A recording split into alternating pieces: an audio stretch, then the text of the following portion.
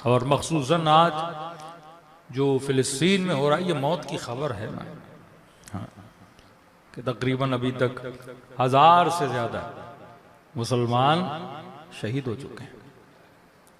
और जो मुसलमान इन शोहदा का तमाशा देख रहे हैं और वो ये समझें कि हम जिंदा हैं। कुछ लोग जब रसूल के सामने से आ रहे थे, नबी ने फरमाया ये जिंदा लाशें हैं जो चल रही हैं। इस्लाम में हयात का तस्वर हो रहा है।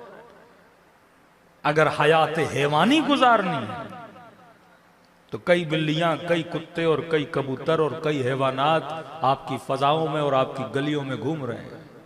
इसको जिंदगी नहीं बोलते, इसको हयात जिस्मानी बोलते हैं। फरमाया जिंदा वो है जिसका ज़मीर जिंदा हो। जिंदा वो है जो अपने ज़मीर के आवाज पे लब्बैक कहे। कई बार हमें दो मौतें आती हैं। एक मौत जो हम खुद को देते हैं अपने ज़मीर को मुर्दा करके। तभी फरमाए मुंह तू कबला अंतमु, तो इससे पहले कि तुझे मौत आए खुद को मौत दो। क्या मतलब? कभी कभी मौत मानाए जिंदगी में भी आती है, क्योंकि मौत सोए हुए आदमी को जगाने का भी नाम है। मासूम फरमाते मुंह तू कबला अंतमु, इससे पहले कि तुम्हारी रूह को निकाल के तुझे जिंदा किया जाए, तू खुद को क्या कर दे? जिंदा कर दे। अगर दुनिया में इतने मुसलमान हैं और तमाशा देखें कि हजारों मुसलमानों की जानें ली जा रही हैं, बच्चों को मारा जा रहा है, खवातीन को मारा जा रहा है, और कुछ मुस्लिम ममालिक ये बोलें कि हम इतना पैसा दे देंगे। थे हमारे अंदर भी कुछ ऐसे शिया जो कहते थे मौलाना इमाम ज़माना आएंगे, हम फंडिंग बड़ी करेंगे, लड़ेंगे नहीं। मौला को पैसों की जरूरत होगी, हम पैसे तो जरूर देंगे, लेकिन मैदान जिहाद में जाना मौलाना ये हमारा काम नहीं है। हम बिजनेस अच्छा कर लेते हैं लेकिन तलवार कौन उठाए? हम दुकान पे बैठना तो जानते हैं लेकिन सख्तियां कौन बर्दाश्त करे? तो आज वैसे ही मुसलमान जो कहे कि हम $2 करोड़ तो दे देंगे, लेकिन उनकी मदद कैसे करें? और फिर अमीरुल मोमिनीन का वही जुमला याद आता है कि बातिल जब अपने बातिल पर इतनी मजबूती से खड़ा है, मुस्लिम तू अपने हक पे खड़े होने के लिए तैयार क्यों नहीं होता? कि उनके 600-700 लोग मारे जाते हैं और अमेरिका का वजीर खारजा वफा है ना, ऐसी वफा मुसलमानों में पाई जाए। फिर कहे कि इमाम ज़माना क्यों नहीं आते? फिर मुसलमान कहें कि हम जिल्लतों का शिकार क्यों हैं? ये मुस्लिम नहीं, ये मुर्दा लाशें हैं जो कलमा पढ़ के ऐलान इस्लाम करते हैं और ऐलान मुसलमानी करते हैं। कि उसका वजीर खारजा फौरन पहुंच जाता है इसराइल में, और अभी उनकी इलेक्शन की कैंपेन चल रही है, और अपनी कैंपेन में ट्रंप भी ये बोले कि मुझसे बेहतर कोई प्रेसिडेंट नहीं हो सकता जो इसराइल का दिफा करे। तो ये बातिल अपने बातिल की हिमायत में किस तरह खड़ा है कि अपना असलाह भी भेजे, अपने फौजी भी भेजे, अपने जहाज भी भेजे, और एक तरफ दूसरी उम्मत मुस्लिमा के पूरा पाकिस्तान क्रिकेट पे लगा हुआ है कि हमारी टीम ने छक्के कितने मारे और 4 कितने मारे। तुम्हारी एक मैच में इतनी रन्स नहीं बनती जितने वो अपने बमों से मुसलमानों को मार देता है। ये मुर्दा जमीरों की मिसाल है कि किस हाल में ये मुसलमान मैच देख सकता है और तालियां बजा सकता है और खुश हो सकता है। अमीरुल मोमिनीन ये फरमाया अगर किसी यहूदी खातून के पांवों से पाजेब उतारे जाएं जुल्म करके, और अगर कोई ये सुन के मर जाए तो वो गोया शहादत की मौत मर गया है। ये नहीं कि सिर्फ इंसान मैदान जिहाद में जाके लड़े, कम से कम वो दर्द तो उसके वजूद में मौजूद हो। और जब दर्द होता है तो बंदा खुशियां नहीं मनाता, जब दर्द होता है तो बंदा भंगड़े नहीं डालता। और आज पूरे मुल्क में, और आप मीडिया को उठाएं, एक तूफान ये है कि पिछला करप्ट सियासतदान मुल्क में कब आएगा और उसका इस्तेमाल कैसे किया जाना है। और ये जानबूझ के आपके जहनों को उस तरफ से हटाया जाता है। यहां तो बड़ी तैयारियां की जा रही थी, उस मुल्क को कैसे एक्सेप्ट किया जाएगा। ये तो अचानक समझें उनके बने बनाए प्लान पे किसी ने पानी फेर दिया कि अब सोच रहे हैं कि ये कालक अपने मुंह पे कैसे मलेंगे कि जिन्होंने इतने मुसलमानों को कत्ल किया। तो कभी कभी बड़े बड़े सानहे इंसान के बेदार होने को चेक किया जाता है कि कौन सी उम्मतें बेदार हैं और कौन सी उम्मतें सो रही हैं।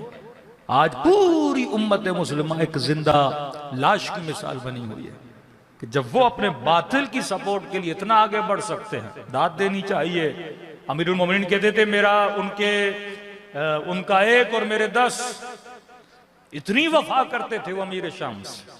लेकिन यह अमीरुल मोमिनीन जैसा इमाम खड़ा रहे और हुक्म जिहाद दे। मौला अली पे 10 सवाल करते थे, कभी बहाने के अली अब सर्दी है, कभी बहाने के अली अब गर्मी है, कभी बहाने के अली हमारे बच्चे बीमार हैं। लेकिन वो ऑर्डर देता था और हुक्म देता था, वो बातिल पे अपनी जान कुर्बान करने के लिए तैयार हो जाते थे। आज ये जिंदा मिसाल है कि इस्लामी मुआशरा मुर्दा हो चुका है, इस्लामी हुक्मरान मुर्दा हो चुके हैं।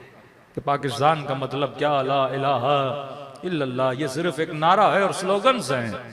जिंदा जमीर हमेशा अमीरुल इमाम हुसैन का जुमला है, कूनू लिज़ालिम खस्मा वलिल मज़लूम औना। फरमाया वो इंसान ही नहीं हो सकता जिसके अंदर जमीर बेदार न हो। और बेदारी जमीर की निशानी यह है, खुद फलसफे करबला यह है कि कूनू लिज़ालिम खस्मा, कोई भी जालिम हो, किसी भी मकतब और मजहब से उसका ताल्लुक हो, तेरा अपना हो या गैर हो, फरमाया खस्मा, खुसूमत रखो, दुश्मनी रखो, उस जालिम की नफरत अपने दिल में पैदा करो। वलिल मजलूम औना, मजलूम किसी भी कौम का हो उसके लिए तुम्हारे दिल में क्या होना चाहिए, एहसास हमदर्दी होनी चाहिए, एहसास मदद होना चाहिए। जब ये बेदारी तुम्हारे वजूद में होगी तो तू हकीकत में क्या है, करबलाई है। आज वाकयान पूरी दुनिया सोई रही और हकीकत में जिन्होंने कहा कि हम आपकी मदद करेंगे वो वही थे जो अली इब्न अबी तालिब को मानने वाले थे।